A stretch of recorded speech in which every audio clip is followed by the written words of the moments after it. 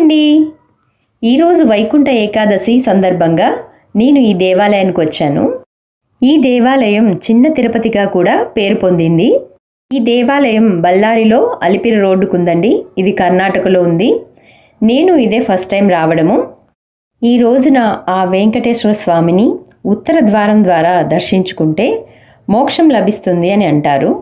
ఈరోజు ఏకాదశి ఉపవాసం ఉండి ఉత్తర ద్వారం ద్వారా మనము వెంకటేశ్వర స్వామిని అయితే దర్శించుకుంటాము. ఇక్కడ తిరుమలలో ఉన్నట్టుగానే వెంకటేశ్వర స్వామి విగ్రహాన్ని కూడా ఇలా పెట్టారు.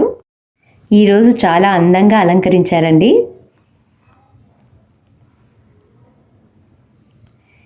ఇక దేవాలయానికి వెళ్ళే దారిలో ఇలా అయితే ఉంది.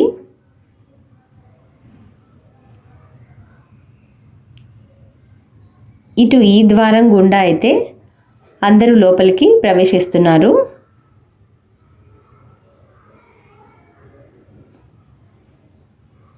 ఇక్కడ పల్లికలు ఊరేగించి స్వామివారిని ఇక్కడైతే పెట్టారండి.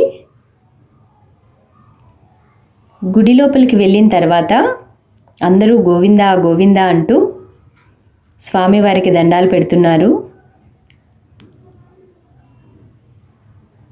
ఆ వెంకటేశ్వర స్వామిని చూపించే ప్రయత్నం అయితే చేస్తున్నానండి. అదిగోండి వెంకటేశ్వర స్వామి. కానీ భక్తులు ఎక్కువగా ఉండడం వల్ల కుదరటం లేదు.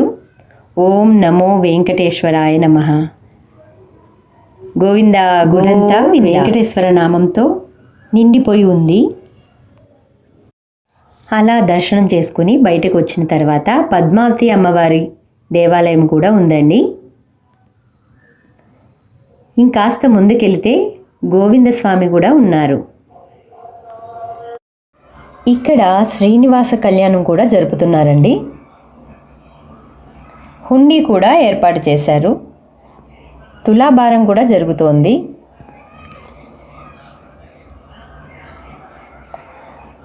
భక్తులకు భోజనాలు కూడా ఏర్పాటు చేశారు.